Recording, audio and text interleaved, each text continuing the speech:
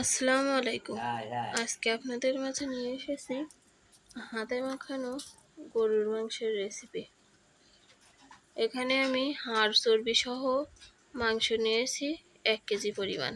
মাংসগুলো বাজার থেকে কিনে নিয়ে এসেছিল, একটু বড় বড় ছিল, এজন্য আমি ছোট ছোট করে পিস করে নিচ্ছি।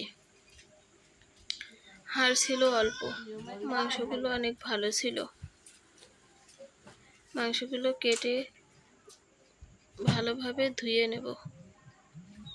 ধুয়ে পরিষ্কার করে নেওয়ার পরে একটি হাঁড়িতে ধুয়ে রাখা মাংসগুলো দিয়ে দেব, আর দিয়ে দেব পেঁয়াজ কুচি, রসুন বাটা, আদা বাটা,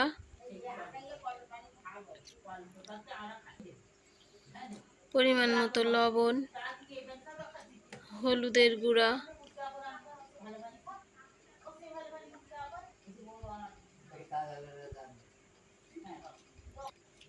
আর দিয়ে দেব গুঁড়ামরিচ। গুঁড়ামরিচ আমি একটু বেশি দিয়েছি, কারণ আমাদের বাসায় সবাই ঝাল খেতে অনেক পছন্দ করে। তারপরে দিয়ে দেব ধনিয়ার গুঁড়া, জিরার গুঁড়া।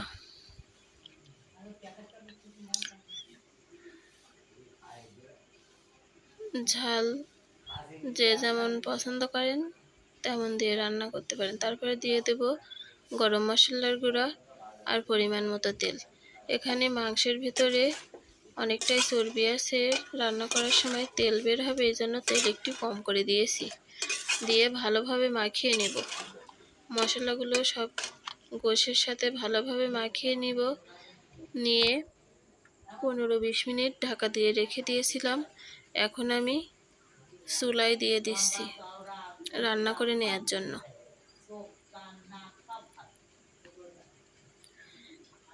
এভাবে মাখিয়ে কিছুক্ষণ রেখে দিলে রান্না করার পরে খেতে অনেক মজা হয়।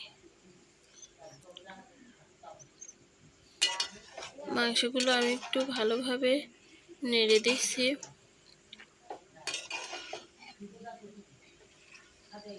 বেশিরভাগ সময় আমি এইভাবে রান্না করি গরুর মাংস।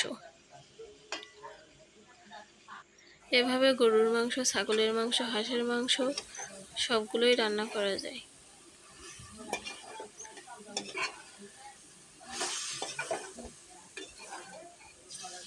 দেখুন, আস্তে আস্তে মাংস থেকে অনেকটাই তেল পানি ছেড়ে দিচ্ছে। ভালোভাবে নেড়ে দেব যাতে মশলাগুলো তলায় না লেগে যায়। মাংসগুলো দেখতেই অনেক লোভনীয় লাগছে। কষানো মাংস খেতে অনেকেই পছন্দ করেন। কষানো মাংস খেতে আমার অনেক ভালো লাগে। কথা বলতে বলতে এর ভিতরে অল্প একটু পানি দিয়ে দিয়েছি। দিয়ে ঢাকনা দিয়ে ঢেকে রেখে দিব। গরুর মাংস যত ভালো কষানো হবে, ভেতরে তত মশলা ঢুকে অনেক স্বাদ হবে। কষানো মাংস খেতে কে কে পছন্দ করেন কমেন্টে জানাবেন কিন্তু।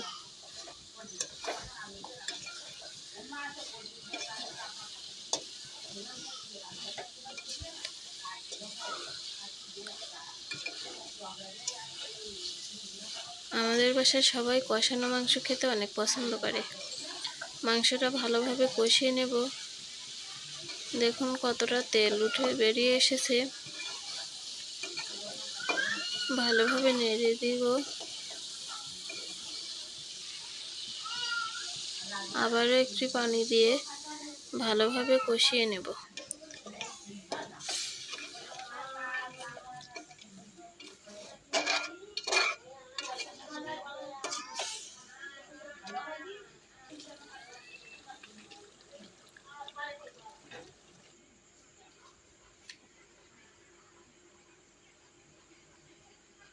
দিয়ে দিচ্ছি ভেজে রাখা আলু। মাংসের ভিতরে আলু দিলে আরো ভালো লাগে। ভালোভাবে কষিয়ে প্রেসার কুকারে দিয়ে দিয়েছিলাম, এজন্য পরের ভিডিওটুকু আর করা হয়নি। আপনারা চাইলে পরিমাণ মতো ঝোল দিয়ে রান্না করে নিতে পারেন।